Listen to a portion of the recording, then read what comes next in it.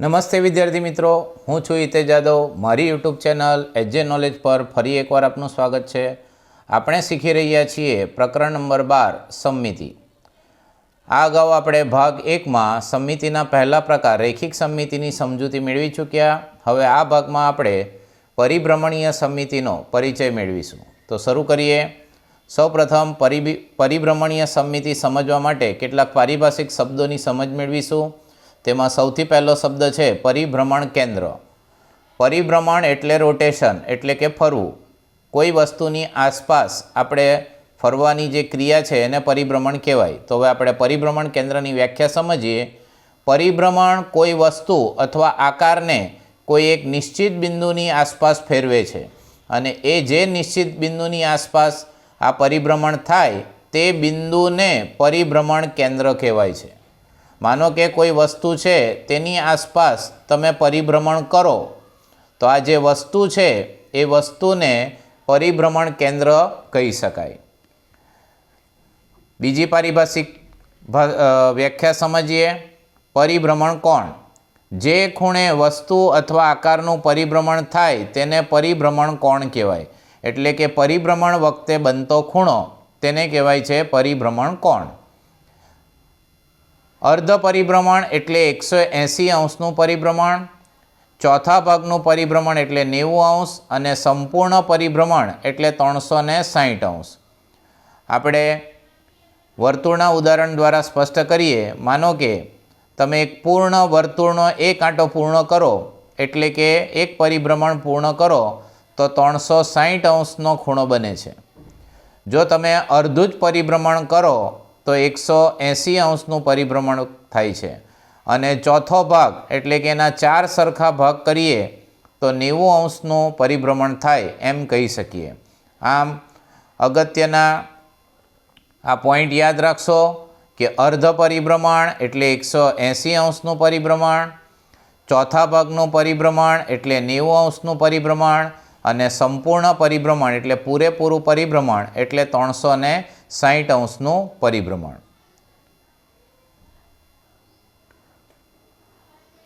હવે પરિભ્રમણ કઈ રીતે થાય છે એની સમજૂતી મેળવીએ। તો પરિભ્રમણ બે પ્રકારે થશે। એક ઘડિયાળના કાંટાની દિશામાં, ઘડિયાળના કાંટા ફરે તે દિશામાં એટલે કે 12 થી 3, 3 થી 6, 6 થી 9 એટલે આ રીતે, અને ઘડિયાળના કાંટાની વિરુદ્ધ દિશામાં એટલે કે એની ઉલટી દિશા। હવે આ બાબતો પરથી હવે પરિભ્રમણ સમમિતિ વિશે સમજીશું આપણે। પરિભ્રમણ સમમિતિ, તો જો પરિભ્રમણ પછી વસ્તુ બરાબર તેવી જ દેખાય તો વસ્તુ પરિભ્રમણીય સમમિતિ ધરાવે છે તેમ કહેવાય। અહીં આપણે પરિભ્રમણ કરાવતા વસ્તુ મૂળ વસ્તુ જેવી જ ફરીથી આપણને જો જોવા મળે તો તેને આપણે પરિભ્રમણ સમમિતિ કહી શકીએ। હવે આપણે શીખીશું પરિભ્રમણીય સમમિતિનો ક્રમ। કોઈપણ આકૃતિનું 360 અંશ પરિભ્રમણ કરતાં, 360 અંશ એટલે પૂર્ણ પરિભ્રમણ, પરિભ્રમણ દરમિયાન જેટલી વખત આકૃતિ મૂળ આકૃતિ જેવી દેખાય એ જે સંખ્યા છે એને પરિભ્રમણીય સમમિતિનો ક્રમ કહે છે। કોઈપણ આકૃતિનું 360 અંશનું પરિભ્રમણ કરતાં પરિભ્રમણ દરમિયાન જેટલી વખત આકૃતિ મૂળ આકૃતિ જેવી જ દેખાય એટલે પહેલે જે આકૃતિ હતી તે જ આકૃતિ ફરી દેખાય તો એ જે સંખ્યા આપણને મળે એને પરિભ્રમણીય સમમિતિનો ક્રમ કહે છે। અહીં ઉદાહરણ આપેલ છે, ચોરસની પરિભ્રમણ સમમિતિનો ક્રમ 4 છે। કારણ આપણે જાણીએ છીએ કે ચોરસની ચારે ચાર બાજુઓના માપ સરખા હોય છે। માનો કે આપણે એને સંપૂર્ણ પરિભ્રમણ કરાવીએ।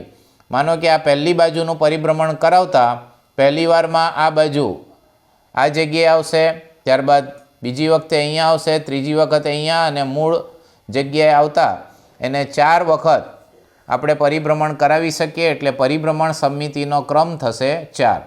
એટલે ચોરસની પરિભ્રમણ સમમિતિનો ક્રમ છે 4। એ રીતે સમબાજુ ત્રિકોણ હોય કે જેની 3 બાજુઓના માપ સરખા હોય તો એની પરિભ્રમણ સમમિતિનો ક્રમ છે 3। દરેક વસ્તુ કે આકારની પરિભ્રમણી સમિતિનો ક્રમ એક તો મળે જ, એટલે મિનિમમ કોઈપણ આકૃતિ હોય તો એનો પરિભ્રમણ સમિતિનો ક્રમ એક તો હોય જ, અને એકથી વધારે પરિભ્રમણ સમિતિનો ક્રમ ધરાવે એવી આકૃતિઓ પણ યાદ રાખશો, જેમ કે ચોરસ કે જેમાં પરિભ્રમણ સમિતિનો ક્રમ 4, સમબાજુ ત્રિકોણ એની પરિભ્રમણ સમિતિનો ક્રમ છે 3. હવે મેઇન અગત્યનો પોઈન્ટ છે કે દરેક વસ્તુ 360 અંશના પરિભ્રમણ એટલે કે સંપૂર્ણ પરિભ્રમણ થાય પછી એ મૂળ વસ્તુ જેવી જ દેખાય છે, તો જ આપણે એને પરિભ્રમણ સમિતિ બનેલી કહી શકીએ. અગત્યના પોઈન્ટ આપણે જે શીખ્યા કે જે વસ્તુની પરિભ્રમણ સમિતિ 1 છે એવા કિસ્સાઓનો આ પ્રકરણમાં આપણે વધુ અભ્યાસ કરીશું નહીં, અને પરિભ્રમણ કેન્દ્ર બદલાતા પરિભ્રમણી સમિતિનો ક્રમ પણ બદલાય છે. એટલે કે અહીંયા આપણે જોયું કે ચોરસની પરિભ્રમણ સમિતિનો ક્રમ 4 છે અને સમબાજુ ત્રિકોણની પરિભ્રમણ સમિતિનો ક્રમ 3. હવે સ્વાધ્યાયના પ્રશ્નની સમજૂતી મેળવીએ, જેમાં પહેલો પ્રશ્ન છે વ્યાખ્યા લખો પરિભ્રમણ કેન્દ્ર. તો આપણે એની સમજૂતી મેળવી ચૂક્યા છે કે પરિભ્રમણ કોઈપણ વસ્તુને કોઈ એક નિશ્ચિત બિંદુની આસપાસ ફેરવે છે. હવે આપણે સ્વાધ્યાયના પ્રશ્નોની સમજૂતી મેળવીશું. એમાં પહેલો પ્રશ્ન છે વ્યાખ્યા લખો. એમાં પહેલી વ્યાખ્યા છે પરિભ્રમણ કેન્દ્ર. એની સમજૂતી મેળવી ચૂક્યા કે પરિભ્રમણ કોઈ વસ્તુ અથવા આકારને કોઈ એક નિશ્ચિત બિંદુની આસપાસ ફેરવે છે, તો એ જે નિશ્ચિત બિંદુ છે એ નિશ્ચિત બિંદુને પરિભ્રમણ કેન્દ્ર કહે છે. હવે વ્યાખ્યા નંબર 2 પરિભ્રમણ કોણ. જે ખૂણે વસ્તુ અથવા આકારનું પરિભ્રમણ થાય તેને પરિભ્રમણ કોણ કહે છે. પ્રશ્ન 2 ચોકડી ચિહ્નથી દર્શાવેલ બિંદુ વિશે આપેલ આકૃતિની પરિભ્રમણ સમિતિનો ક્રમ જણાવો. તો પહેલી આકૃતિ કે જેમાં અહીં ચોકડી મધ્યમાં બતાવેલી છે અને લગભગ એને 4 બાજુઓ છે, તો આપણે કહી શકીએ એની પરિભ્રમણ સમિતિનો ક્રમ એ 4 છે.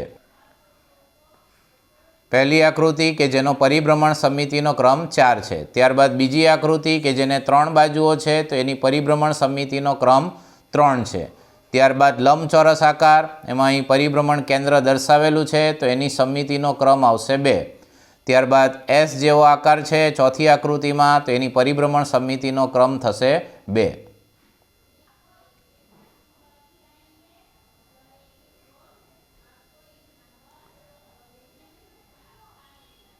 આકૃતિ નંબર 5 કે જેમાં પરિભ્રમણ સમિતિનો ક્રમ થશે 1.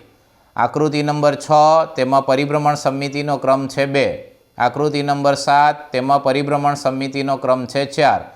અને આકૃતિ 8 જેમાં 8 બાજુઓ છે તો એની પરિભ્રમણ સમિતિનો ક્રમ થશે 8. હવે પ્રશ્ન 3ની સમજૂતી મેળવીશું. નીચે આપેલી કઈ આકૃતિમાં પરિભ્રમણ સમિતિનો ક્રમ 1 કરતાં વધુ છે? ટૂંકમાં આ દરેક આકૃતિમાં પરિભ્રમણ સમિતિનો ક્રમ જણાવવાનો છે. તો પહેલી આકૃતિ કે જેમાં અહીં પરિભ્રમણ કેન્દ્ર આપેલ છે એને પરિભ્રમણ કરાવતા આપણને કુલ પરિભ્રમણ સમિતિનો ક્રમ 4 મળે છે, કારણ કે આ આકૃતિને 90 અંશને ખૂણે 4 વખત જો આપણે ફેરવીએ તે મૂળ સ્થાને આવશે, અને મૂળ સ્થાને આવતા એને 4 વખત ફેરવવો પડે એટલે એની પરિભ્રમણ સમિતિનો ક્રમ 4 છે. એ રીતે આકૃતિ નંબર 2માં 120 અંશને ખૂણે 3 વખત ફેરવતા મૂળ સ્થિતિ આવે છે એટલે એની પરિભ્રમણ સમિતિનો ક્રમ 3 છે. આકૃતિ નંબર 3 કે જેમાં 90 અંશને ખૂણે 4 વખત ફેરવતા મૂળ સ્થિતિ આવે છે એટલે આ આકૃતિની પરિભ્રમણ સમિતિનો ક્રમ થશે 4. અને આકૃતિ નંબર 4માં 360 અંશને ખૂણે એટલે એને એક સંપૂર્ણ પરિભ્રમણ કરાવવું પડે, ને સંપૂર્ણ પરિભ્રમણ કરાવતા 1 વખત ફેરવતા મૂળ સ્થિતિ આવે છે એટલે એની પરિભ્રમણ સમિતિનો ક્રમ 1 થશે. હવે આપણે આગળના નવા ભાગની સમજૂતી મેળવીશું. રૈખિક સમિતિ અને પરિભ્રમણ સમિતિ. તો રૈખિક સમિતિ અને પરિભ્રમણ સમિતિના અગત્યના પોઈન્ટ. અમુક આકારો માત્ર રૈખિક સમિતિ ધરાવે છે. ઉદાહરણ તરીકે છે ઈ. ઈને આપણે આડી રેખા દ્વારા 2 સરખા ભાગમાં વહેંચી શકીએ અને બંને ભાગ બંધ બેસે છે, માટે આપણે કહી શકીએ કે એને રૈખિક સમિતિ છે. તે બીજો પોઈન્ટ, અમુક આકારો માત્ર પરિભ્રમણ સમિતિ ધરાવે છે, જેમ કે એસ.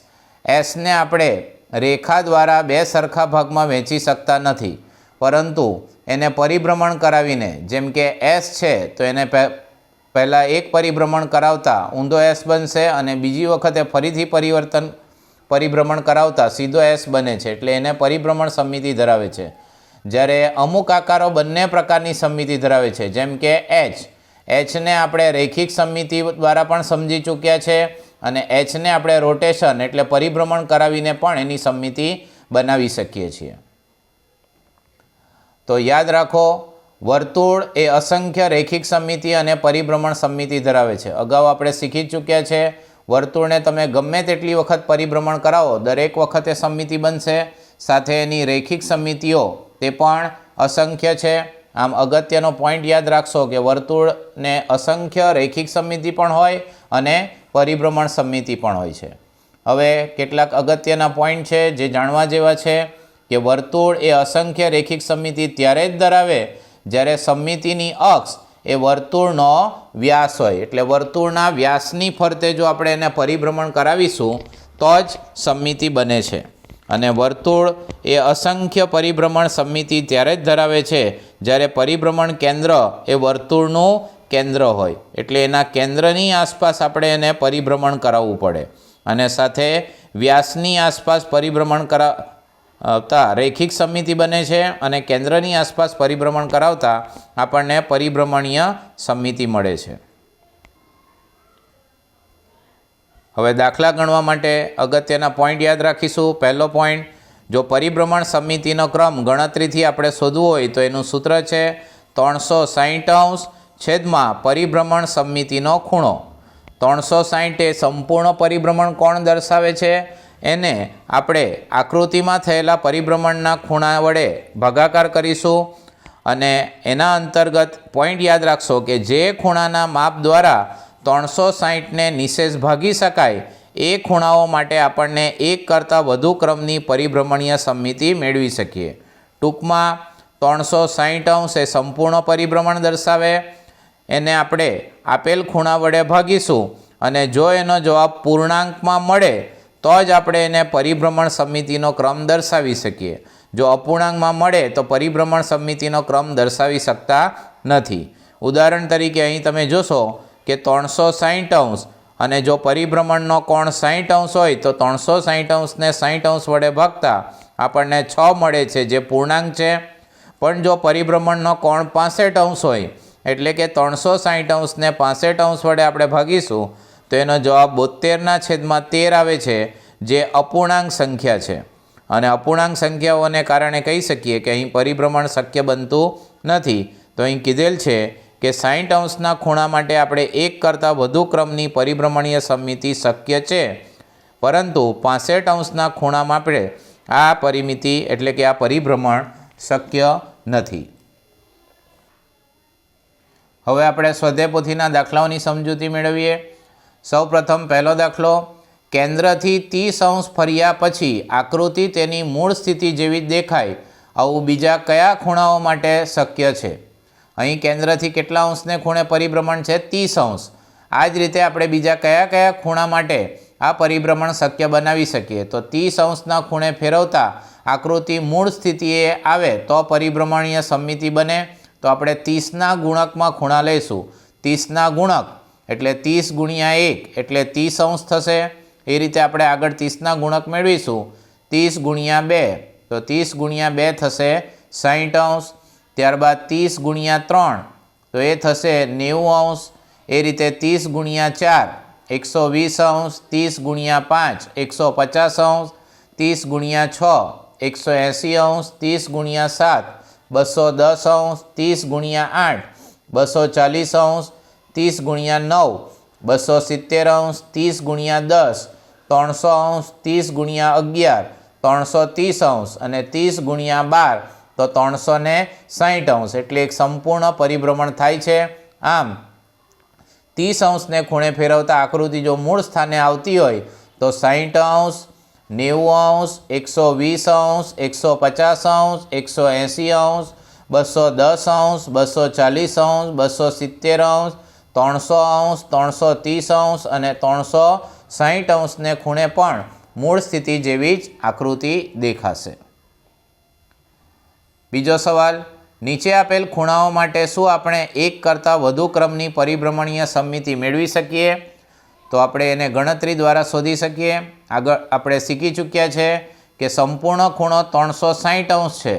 એને આપેલ ખૂણા વડે આપણે ભાગીશું અને જો જવાબ પૂર્ણાંકમાં મળે તો આપણે કહી શકીએ કે એક કરતાં વધુ ક્રમની પરિભ્રમણીય સમમિતિ મેળવી શકાય. તો આપણને પહેલો ખૂણો આપેલો છે 90°.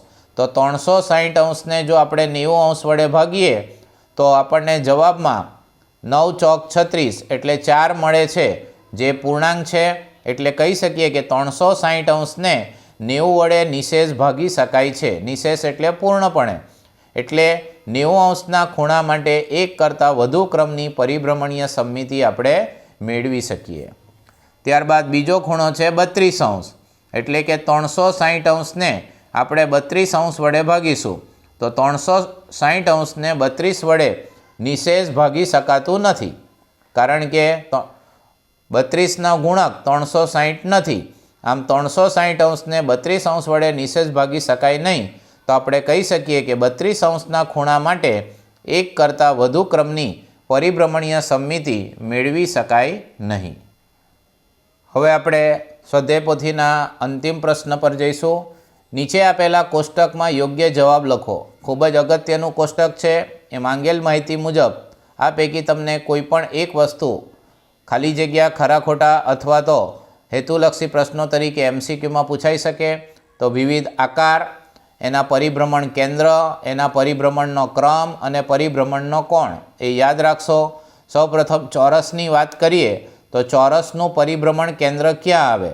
તો ચોરસમાં આપણે જાણીએ કે એની ચારે ચાર બાજુ સરખી હોય. હવે એનું પરિભ્રમણ કેન્દ્ર મેળવવું હોય તો આપણે એના વિકર્ણ દોરવા પડે.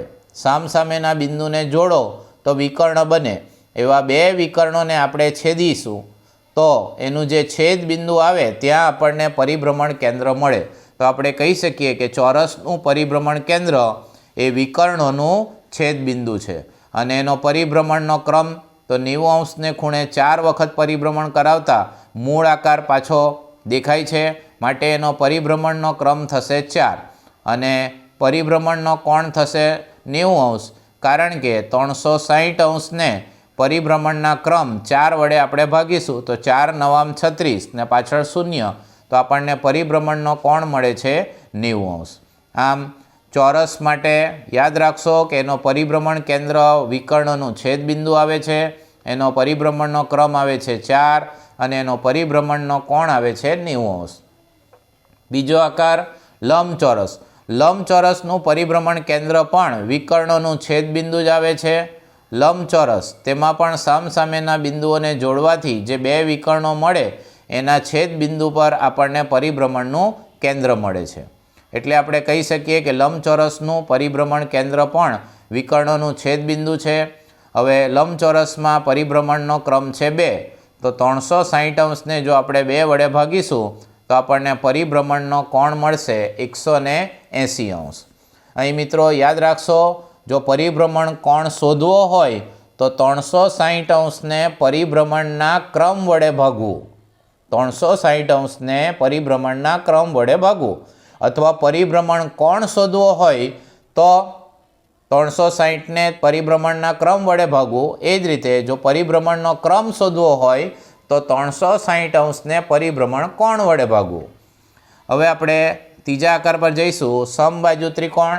સમબાજુ ત્રિકોણનું પરિભ્રમણ કેન્દ્ર આવે છે મધ્યગાઓનું છેદબિંદુ. સમબાજુ ત્રિકોણ એટલે કે એની 3 બાજુઓના માપ સરખા. અગાઉ આપણે સમદ્વિ બાજુ ત્રિકોણમાં જોઈ ગયા કે એનું સમમિતિ બનાવીએ તો આપણને મધ્યગા મળે. તો આ રીતે સમબાજુ ત્રિકોણમાં 3 મધ્યગા મળશે. શિરોબિંદુને સામેની બાજુના મધ્યબિંદુ સાથે જોડો તો એને મધ્યગા કહેવાય. આવી 3 મધ્યગાનું જે છેદ બિંદુ આવે છે વચ્ચે, ત્યાં આપણને પરિભ્રમણ કેન્દ્ર મળે. એટલે સમબાજુ ત્રિકોણનું પરિભ્રમણ કેન્દ્ર આવે છે મધ્યગાનું છેદબિંદુ અને એનો પરિભ્રમણનો કોણ થશે 3. હવે પરિભ્રમણ કોણ શોધવા માટે આપણે એને 360ને 3 વડે ભાગીશું તો 360ને 3 વડે ભાગતા આપણને પરિભ્રમણ કોણ મળશે 120 અંશ.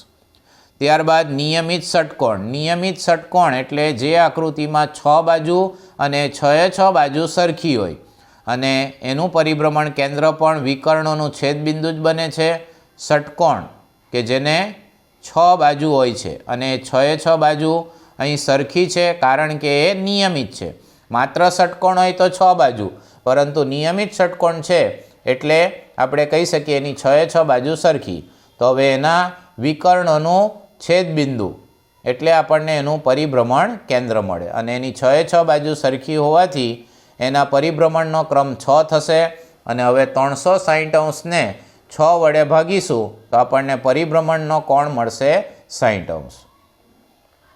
ત્યારબાદ વર્તુળ, તો વર્તુળ એનું પરિભ્રમણ કેન્દ્ર એટલે કેન્દ્ર જ આવે છે અને પરિભ્રમણનો ક્રમ એનો અસંખ્ય છે અને પરિભ્રમણ કોણ આપણને દરેક ખૂણા પર મળે છે એટલે એના દરેક ખૂણા પર પરિભ્રમણ થાય છે. એનો કોઈ એક ચોક્કસ ખૂણાનું અંશ માપ નથી, એના દરેક ખૂણામાં પરિભ્રમણ થાય છે એટલે એનો પરિભ્રમણ કોણ દરેક ખૂણો આવે અને પરિભ્રમણનો કોણ અસંખ્ય આવે. એટલે આ વર્તુળ પરીક્ષાની દ્રષ્ટિએ ખૂબ જ અગત્યનો પ્રશ્ન ધરાવે છે. ત્યારબાદ અર્ધવર્તુળની વાત કરીએ તો અર્ધવર્તુળમાં વ્યાસનું કેન્દ્ર એટલે અર્ધવર્તુળ એટલે વર્તુળનો અડધો ભાગ, તો વ્યાસનું જે કેન્દ્ર હોય તે એનું પરિભ્રમણ કેન્દ્ર બનશે અને એનો પરિભ્રમણનો જે ક્રમ છે તે 1 છે. હવે 360° જો આપણે 1 વડે ભાગીશું તો જવાબમાં 360° જ મળે છે. આમ અહીં આપણે વિવિધ આકારના પરિભ્રમણ કેન્દ્ર, એના પરિભ્રમણનો ક્રમ અને પરિભ્રમણ કોણ શું હોઈ શકે તેની સમજૂતી મેળવી. હવે આપણે હેતુલક્ષી પ્રશ્નોની સમજૂતી મેળવીશું, જેમાં સૌ પ્રથમ છે MCQ. વિકલ્પ પસંદ કરવાના છે. પહેલો સવાલ, ટેનિસ બોલને સમમિતિની રેખાઓ ખાલી જગ્યા હોય છે તો ટેનિસ બોલ આપણે એક વર્તુળાકાર ધારી લઈએ તો એને અસંખ્ય સમમિતિ હોય છે એટલે ઓપ્શન આવશે ડી.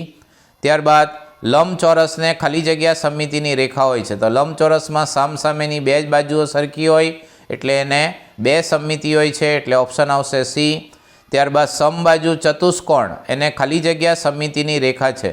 સમબાજુ ચતુષ્કોણ કે જેની 4 બાજુઓના માપ સરખા તો એને માત્ર 2 જ સમમિતિ હોય છે. સમલંબ ચતુષ્કોણની વાત કરીએ તો સમલંબ ચતુષ્કોણને માત્ર 1 જ સમમિતિની રેખા હોય છે. પાંચમું વિધાન, સમદ્વિબાજુ ત્રિકોણને ખાલી જગ્યા સમમિતિની રેખા હોય છે તો સમદ્વિબાજુ ત્રિકોણમાં 2 બાજુઓના માપ સરખા હોય છે તો એને 1 જ સમમિતિ હોય છે અને એને મધ્યગા કહે છે. એની સમજૂતી મેળવી ચૂક્યા છે. ત્યારબાદ ખાલી જગ્યાને 1 જ સમમિતિની રેખા હોય છે તો એ છે અર્ધવર્તુળ.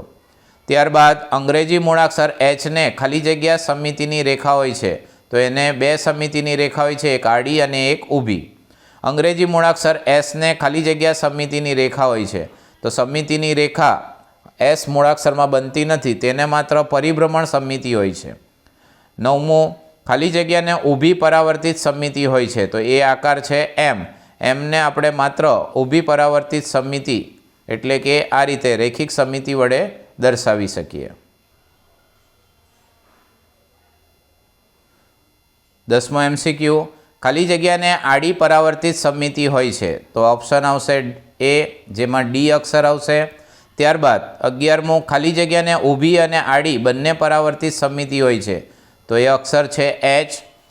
12મું, ચોરસનું પરિભ્રમણીય કેન્દ્ર તો આપણે વિગતે સમજી ચૂક્યા છે. કોષ્ટકમાં ચોરસનું પરિભ્રમણ કેન્દ્ર એ વિકર્ણનું છેદબિંદુ છે. ત્યારબાદ ચોરસનો પરિભ્રમણીય કોણ, તો ચોરસનો પરિભ્રમણીય કોણ છે 90°, કારણ કે ચોરસની પરિભ્રમણીય સમમિતિનો ક્રમ 4 છે તો 360° આપણે 4 વડે ભાગીશું તો આપણને એની સમમિતિનો જે પરિભ્રમણીય કોણ છે તે મળશે 90°. 14મો વિકલ્પ, લંબચોરસનો પરિભ્રમણીય કોણ ખાલી જગ્યા હોય છે તો લંબચોરસનો પરિભ્રમણીય કોણ છે 180°, કારણ કે એની પરિભ્રમણ સમમિતિનો ક્રમ છે 2 તો 360ને આપણે 2 વડે ભાગતા આપણને 180 મળે છે. 15મો વિકલ્પ, અર્ધવર્તુળનું પરિભ્રમણીય કેન્દ્ર ખાલી જગ્યા હોય છે તો અર્ધવર્તુળનું પરિભ્રમણ છે વ્યાસનું મધ્યબિંદુ. નિયમિત ષટકોણનો પરિભ્રમણીય કોણ ખાલી જગ્યા હોય છે. નિયમિત ષટકોણ કે જેની 6 બાજુના માપ સરખા એટલે એને પરિભ્રમણ સમમિતિનો ક્રમ 6 છે તો 360° ભાગ્યા આપણે 6 કરીએ તો આપણને 60° મળે છે. ત્યારબાદ સમબાજુ ત્રિકોણનો પરિભ્રમણીય કોણ ખાલી જગ્યા હોય છે તો એ છે 120°. 18મો વિકલ્પ, 3 પાંખિયાના પંખાની પરિભ્રમણ સમમિતિનો ક્રમ ખાલી જગ્યા હોય છે તો ઓપ્શન છે સી એટલે 3. વિષમભુજ ત્રિકોણ, વિષમભુજ ત્રિકોણ એટલે જેની બધી બાજુઓના માપ અલગ અલગ હોય છે તો એનો પરિભ્રમણીય કોણ તો એને એક જ વાર આપણે પરિભ્રમણ કરાવીને મૂળ જગ્યાએ લાવી શકીએ એટલે એનો પરિભ્રમણ કોણ આવશે 360 અંશ. 20મું સંપૂર્ણ પરિભ્રમણ એટલે ખાલી જગ્યા પરિભ્રમણ કોણ? તો સંપૂર્ણ એટલે 360 અંશને ખૂણે પરિભ્રમણ કરાવવું પડે એટલે ઓપ્શન આવશે ડી. અને 21 કયા મૂળાક્ષરની રેખિક સમિતિની સંખ્યા અને પરિભ્રમણ સમિતિની કક્ષા અસંખ્ય છે? તો એ છે ઓ એટલે કે 0. આપણે અંગ્રેજીમાં ઓ અથવા વર્તુળમાં આપણે જાણીએ 0 આકાર ધરાવે તો આપણે કહી શકીએ એને અસંખ્ય સમિતિ છે. પ્રશ્ન 2 ખાલી જગ્યાની સમજૂતી મેળવીશું. સમબાજુ ત્રિકોણને ખાલી જગ્યા સમિતિની રેખા હોય છે. તો સમબાજુ ત્રિકોણની ત્રણેય બાજુના માપ સરખા હોય છે એટલે એને 3 સમિતિ હોય છે. ચોરસની વાત કરીએ તો 4 બાજુ એટલે એને 4 સમિતિ હોય છે. નિયમિત ષટકોણ કે જેની 6 બાજુ સરખી હોય છે એટલે એને સમિતિની રેખા 6 છે. નિયમિત પંચકોણ એની 5 બાજુ સરખી છે એટલે એની સમિતિની સંખ્યા થશે 5. ખાલી જગ્યા નંબર 5 નિયમિત અષ્ટકોણને ખાલી જગ્યા સમિતિની રેખા હોય છે. તો નિયમિત અષ્ટકોણ કે જેની 8 બાજુઓ સરખી હોય છે એથી તેને 8 સમિતિની રેખાઓ બનશે. વર્તુળને ખાલી જગ્યા સમિતિની રેખા હોય છે તો વર્તુળને અસંખ્ય સમિતિની રેખા હોય છે. ચતુષ્કોણને ખાલી જગ્યા સમિતિની રેખા હોય છે તો એ છે 0. વિષમબાજુ ત્રિકોણને ખાલી જગ્યા સમિતિની રેખા હોય છે. વિષમબાજુ ત્રિકોણ એટલે એની બધી બાજુઓના માપ અલગ અલગ હોય છે એટલે એને સમિતિની રેખાઓ છે 0. એક પણ સમિતિ બનતી નથી. અંગ્રેજી મૂળાક્ષર ઝેડને ખાલી જગ્યા સમિતિની રેખા. તો અંગ્રેજી મૂળાક્ષર ઝેડને સમિતિ બનતી નથી એટલે સમિતિની સંખ્યા થશે 0. અંગ્રેજી મૂળાક્ષર ઈને ખાલી જગ્યા સમિતિની રેખા હોય છે તો ઈમાં માત્ર એક આડી સમિતિની રેખા દોરી શકાય એટલે એની સમિતિની રેખાની સંખ્યા છે 1. અને 11મી ખાલી જગ્યા અર્ધ પરિભ્રમણ એટલે ખાલી જગ્યા પરિભ્રમણ કોણ? અર્ધ એટલે અડધું એટલે એનો પરિભ્રમણ કોણ અડધો હોય છે. અને ખૂણાની દ્રષ્ટિએ યાદ રાખવું હોય તો યાદ રાખશો 180 અંશ કારણ કે સંપૂર્ણ પરિભ્રમણ એટલે 360 અંશનો ખૂણો બને તો અર્ધ પરિભ્રમણ એટલે 180 અંશનો ખૂણો બને. ખરા ખોટાના વિધાનો. એનની રેખિક સમિતિની સંખ્યા 0 છે જ્યારે પરિભ્રમણ સમિતિની કક્ષા 2 છે. તો આ વિધાન ખરું છે કારણ કે એનને ઊભી આડી કે ત્રાસી રેખા દ્વારા સમિતિ બનાવી શકતા નથી પરંતુ પરિભ્રમણ કરાવીને સમિતિ આપણે બનાવી શકીએ એટલે આ વિધાન ખરું છે. બીજું દરેક ખૂણો વર્તુળનો પરિભ્રમણીય કોણ છે. તો આ વિધાન ખરું છે. વર્તુળનો પરિભ્રમણીય કોણ એ દરેક ખૂણે હોય છે. ત્રીજું વર્તુળ અસંખ્ય રૈખિક સમિતિઓ ધરાવે છે. તો આ વિધાન પણ ખરું છે. ચોથું નિયમિત બહુકોણમાં ખૂણાની સંખ્યા જેટલી સમિતિની રેખાની સંખ્યા મળે છે. નિયમિત બહુકોણ એટલે એની બધી બાજુ અને બધા ખૂણાના માપ સરખા હોય માટે એને જેટલી બાજુ કે જેટલા ખૂણા હોય એટલી એની રૈખિક સમિતિ બને છે. તેથી આ વિધાન ખરું છે. પાંચમું ચોથા ભાગનું પરિભ્રમણ એટલે 180 અંશનું પરિભ્રમણ. તો આ વિધાન ખોટું છે કારણ કે ચોથા ભાગનું પરિભ્રમણ એટલે 360 અંશને 4 વડે ભાગીએ તો જવાબમાં આપણને 90 અંશ મળે છે એટલે આ વિધાન ખોટું છે. 180 અંશ તો અર્ધ પરિભ્રમણ છે. ત્યારબાદ છઠ્ઠું દરેક આકારને એક પરિભ્રમણીય સમિતિ હોય જ છે. તો આ વિધાન ખરું છે.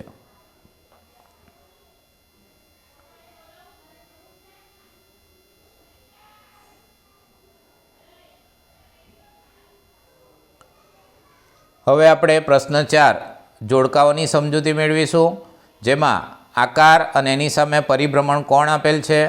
સૌપ્રથમ છે સમબાજુ ત્રિકોણ. સમબાજુ ત્રિકોણમાં 3 બાજુઓ અને 3 બાજુના માપ સરખા એટલે 360 અંશને આપણે 3 વડે ભાગીશું તો આપણને જવાબમાં મળશે 120 અંશ. આમ સમબાજુ ત્રિકોણનો પરિભ્રમણ કોણ થશે 120 અંશ એટલે પહેલા સાથે જવાબ આવશે સી. ત્યારબાદ ચોરસની વાત કરીએ તો ચોરસની પરિભ્રમણ સમિતિનો ક્રમ 4 છે એટલે 360ને આપણે 4 વડે ભાગીશું તો જવાબમાં મળશે 90 અંશ એટલે બીજા સાથે આવશે એ ઓપ્શન. ત્યારબાદ નિયમિત પંચકોણ. પંચકોણ કે જેને 5 બાજુ હોય છે એટલે 360ને આપણે 5 વડે ભાગીશું તો જવાબમાં મળશે આપણને 72 અંશ એટલે ત્રીજા સાથે આવશે ડી. અને નિયમિત અષ્ટકોણ જેની 8 બાજુઓના માપ સરખા હોય છે એટલે 360 અંશને 8 વડે ભાગીશું તો જવાબમાં મળશે 45 અંશ એટલે ચોથા સાથે આવશે બી. આમ મિત્રો આ ભાગમાં આપણે પ્રકરણ 12 સમમિતિ અંતર્ગત પરિભ્રમણીય સમમિતિની સમજૂતી મેળવી. આ અગાઉના ભાગ 1માં આપણે રૈખિક સમમિતિની સમજૂતી મેળવી ચૂક્યા છે. આમ અહીં આપણે સંપૂર્ણ પ્રકરણનું સોલ્યુશન સમજ્યા. જો તમને આ વિડીયો ગમ્યો હોય તો તમારા મિત્રો સાથે શેર કરજો.